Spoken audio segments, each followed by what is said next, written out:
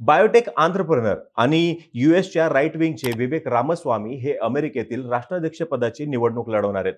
त्यांना media darling असं सुद्धा म्हणलं जातं. आणि याच्या अगोदर निक्की हॅले जे आहेत या इंडियन अमेरिकन त्यांनी सुद्धा राष्ट्राध्यक्षपदासाठीची निवडणूक लढवण्यास इच्छुक असल्याचं सांगितलं होतं.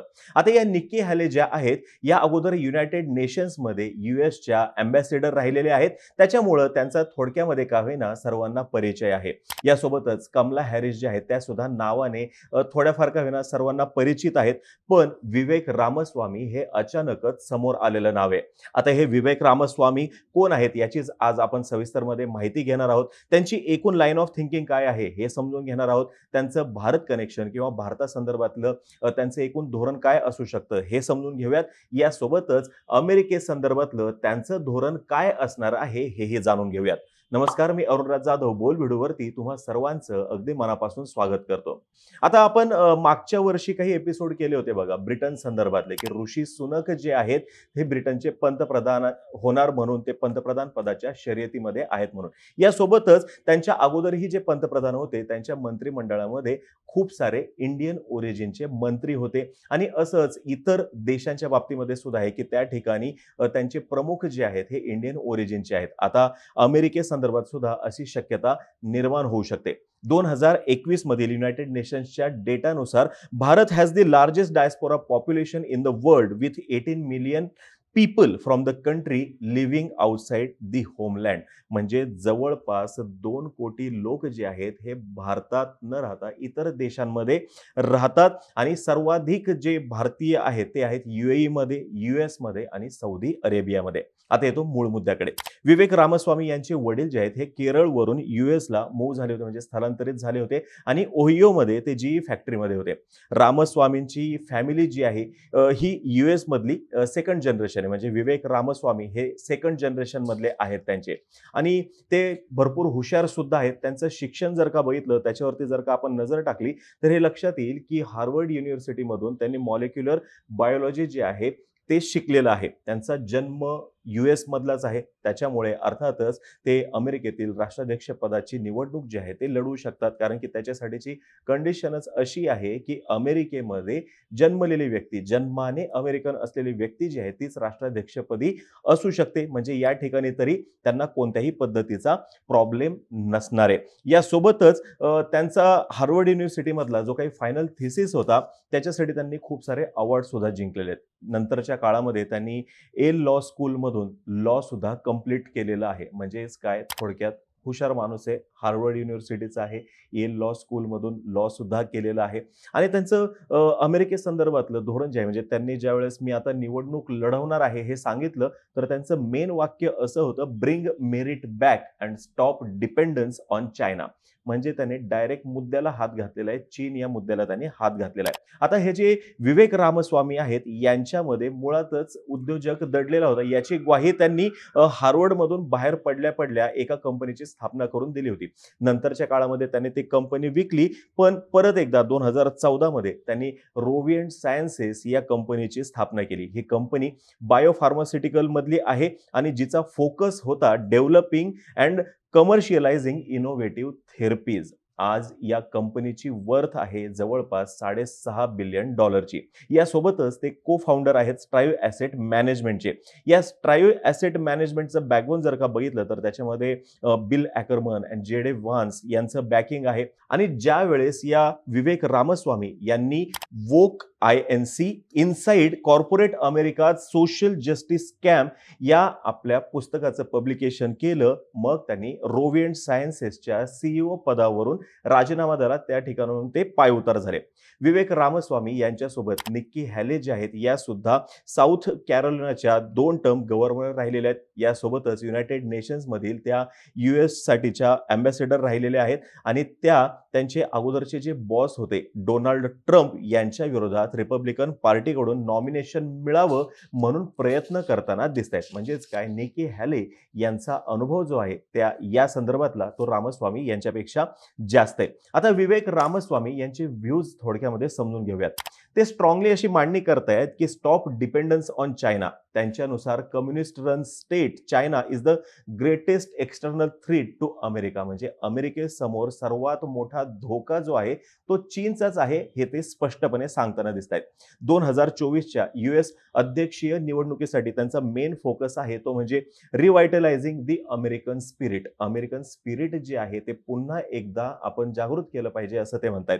ते म्हणतात, I am all for putting America first, but in order to put America first we have to first discover that what America is. म्हणजेच काय, अमेरिका आपण सर्वप्रथम पुढे ठेवले पाहिजे. अमेरिका म्हणजे राष्ट्रप्रथम याचाच आपण विचार करायला पाहिजे आणि त्याच्याही अगोदर अमेरिका नेमकं काय आहे हेही सगळ्यांनी समजून घेणं गरजेचं आहे. त्यांच्यानुसार याच मूलभूत नियमांमुळे अमेरिका गुणवत्तापूर्ण अभिव्यक्ती स्वातंत्र्याकडे, अरिस्टोक्रॅसीपेक्षा स्वशासनाकडे गेलेली दिसते. सध्या अमेरिकेमध्ये नॅशनल आयडेंटिटी क्रायसिस आहे. त्यांच्यामध्ये मतभेद आहेत का, तर नक्कीच आहेत. पण विवेक रामस्वामी असं म्हणतायत की आपण हे विसरलोय की आपण तेच अमेरिकन आहोत ज्यांना 250 वर्षांपासून काही आदर्शांनी एकत्रितपणे बांधून ठेवलेले आहे, ज्यांनी अमेरिकेला अमेरिका बनवलंय. म्हणजेच काय, ते या ठिकाणी त्यांचा जो काही वारसा आहे, जी काही लाईन ऑफ थिंकिंग आहे जुनी 250 वर्षांपासूनची, त्याची आठवण करून देताना दिसत आहेत. अमेरिका आणि अमेरिकन व्यक्तींनी त्यांच्या समृद्ध वारशाची आणि इतिहासाची आठवण ठेवली पाहिजे, हेच त्यांना याच्यातून सूचित करायचं आहे असं दिसतंय. आणि त्यांच्यानुसार वोकिझम इज नॅशनल थ्रेट.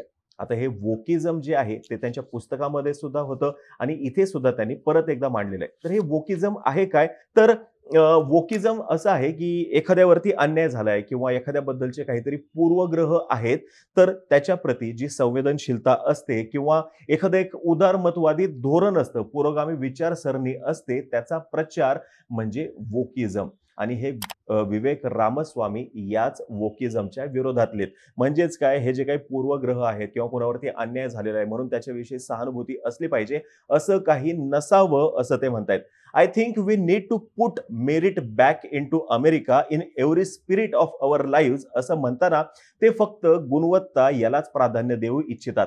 यातून ते अमेरिकामधील सर्व अफर्मेटिव्ह ऍक्शन्स जे आहेत ते सुद्धा संपवू इच्छित आहेत. म्हणजेच काय, कोणावरती अन्याय झाला असेल वगैरे वगैरे हे सगळं विसरून जावा. अफर्मेटिव्ह ऍक्शन्स जे आहेत सध्या त्यांच्या इथल्या त्या सुद्धा बंद व्हायला पाहिजेत असं त्यांना वाटतंय. आता अफर्मेटिव्ह ऍक्शन्स म्हणजे काय, तर कायदे म्हणा, काही सूचना असतात, काही पॉलिसीज असतात किंवा गव्हर्नमेंटचे काही प्रोग्राम्स असतात की ज्याच्याद्वारे समाजामध्ये जो काही भेदभाव असतो, राष्ट्रामध्ये 2 गटांमध्ये जर का कशावरून भेदभाव होत असेल तर त्या भेदभावाला नष्ट करण्यासाठी या अफर्मेटिव्ह ऍक्शन्स असतात. याच्यामध्ये शिक्षण घ्या किंवा नोकरी घ्या याच्यासाठी स्पेशल कन्सिडरेशन असतं म्हणा किंवा ऍक्सेस दिलेला असतो. थोडक्यात आपल्या इथं ज्या पद्धतीने रिझर्वेशन पॉलिसी आहे त्याच पद्धतीच्या या अफर्मेटिव्ह ऍक्शन्स असतात. आणि स्पेसिफिकली याचा उद्देश जो आहे तो आहे वांशिक भेदभाव कमी करणं आणि महिलांसाठी या अफर्मेटिव्ह ऍक्शन त्यांच्या इथं मूलतः वापरल्या जातात. याचा उद्देश असा आहे की म्हणजे जे सर्व अमेरिकन आहेत किंवा ज्यांचा या राष्ट्राच्या उभारणीमध्ये योगदान आहे त्या सर्वांना प्रतिनिधित्व मिळायला पाहिजे. पण हेही तितकंच खरं आहे की यामुळे अमेरिकन व्यक्तीला फक्त अमेरिकन न म्हणता आपण इंडियन अमेरिकन किंवा एशियन अमेरिकन किंवा व्हाईट अमेरिकन हे शब्द वापरतो. मुळामध्ये हा भेदच नष्ट व्हायला पाहिजे असं त्यांना वाटतं. अमेरिका म्हणजे फक्त अमेरिका, अमेरिकन म्हणजे फक्त अमेरिकन, इतकंच ते मर्यादित असायला पाहिजे असं ते सांगू इच्छितात. यासोबतच इतर कुठेही पॉइंटलेस वॉर न करता फक्त चायनावरती फोकस करणं, चायना सेंट्रिक पॉलिसी असणं, चायना सेंट्रिक फॉरेन पॉलिसी असणं गरजेचं असल्याचं ते मांडतात. यासोबतच declaration of independence from China and complete decoupling from China हे सुद्धा ते म्हणतात. म्हणजे चायना बरोबर कोणत्याही पद्धतीचे कनेक्शनच नको, त्यांचं सुख पण नको आणि त्यांचं दुःख पण नको. आणि याच्यासाठी किंमत मोजावी लागली तर आपण मोजू, थोडे दिवस त्रास होईल, पण चीन जे आजच्या दिवशी अमेरिकेच्या सार्वभौमत्वाला धक्के देतंय ते तरी थांबतील, कुठेतरी जाऊन ह्या सगळ्या गोष्टी बंद होतील हे ते सांगताना दिसत आहेत. या संदर्भात त्यांनी नुकतीच घडलेली जी घटना आहे त्याचं उदाहरण सुद्धा दिलेलं आहे. म्हणजे स्पाय बलूनची घटना आपल्याला माहिती आहे. ते असं म्हणतात की स्पाय बलून जर का रशियाचा असता आणि आपल्याला जर का कन्फर्म माहिती असतं की हा स्पाय बलून रशियाचा आहे, तर आपण कोणताही विचार न करता 1 सेकंदाच्या आत तो स्पाय बलून जो आहे तो उडवून टाकला असता आणि रशियावरती अजून सँक्शन सुद्धा टाकले असते. पण चीनच्या बाबतीमध्ये आपण तसं करू नाही शकलो, कारण की अमेरिका जो आहे तो चीनवरती डिपेंडंट आहे. ते म्हणतात we depend on them for our modern way of life. आपली जी काही आधुनिक जगण्याची शैली आहे त्याच्यासाठी आपण चीनवरती डिपेंड आहोत आणि म्हणूनच आपण चीनवरती सँक्शन्स टाकू शकत नाही, चीनला विरोध करू शकत नाही असं ते म्हणतायत. जे संपणं गरजेचं आहे, जे कुठेतरी जाऊन थांबणं गरजेचं आहे आणि हाच त्यांचा युक्तिवाद दिसतोय. मेक अमेरिका ग्रेट अगेन या कॅम्पेनचा बेस वाढत चाललाय बघा आणि ते नाकारून चालणार नाही. आणि रिपब्लिकन्स जे आहेत ते अगदी एक्स्ट्रीम स्टँड घेणार आहेत हे त्यांच्या एकूण धोरणावरून स्पष्ट दिसतंय. ते कदाचित अबॉर्शन बॅन करण्यासंदर्भातला एक्स्ट्रीम स्टँड घेऊ शकतात. यासोबतच सोशल सिक्युरिटी आणि मेडिकेअर जे आहे याला कट करण्यासाठी सुद्धा स्ट्रॉंग स्टँड घेऊ शकतात.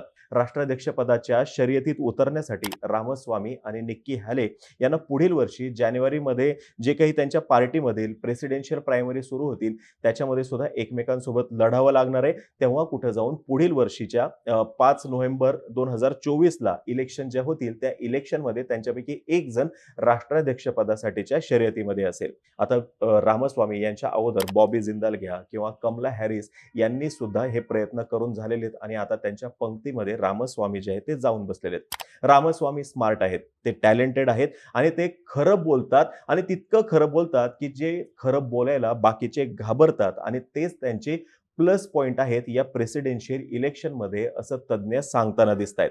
आता सोशल मीडियामध्ये हे रामस्वामी जे आहेत स्वतःचं डिस्क्रिप्शन कॅपिटलिस्ट अँड सिटीझन असं करतायत. भारतासंदर्भातली त्यांची मतं काय आहेत, भारतासंदर्भातली त्यांची विचारधारा काय असेल किंवा त्यांची पॉलिसी काय असेल याविषयीची स्पष्ट आणि ऑथेंटिक माहिती मला काही मिळू शकली नाही. पण तुम्हाला जर का कुणाला मिळाली तर खाली कमेंट बॉक्समध्ये तुम्ही नक्की मांडू शकता. पण हे मात्र खरं की अजून एक भारतीय किंवा अमेरिकन इंडियन अमेरिकन जो आहे तो अजून एका शक्तिशाली राष्ट्राच्या राष्ट्राध्यक्ष पदासाठी शर्यतीत आहे. ही माहिती जर का तुम्हाला आवडली असेल खाली कमेंट बॉक्समध्ये नक्की सांगा.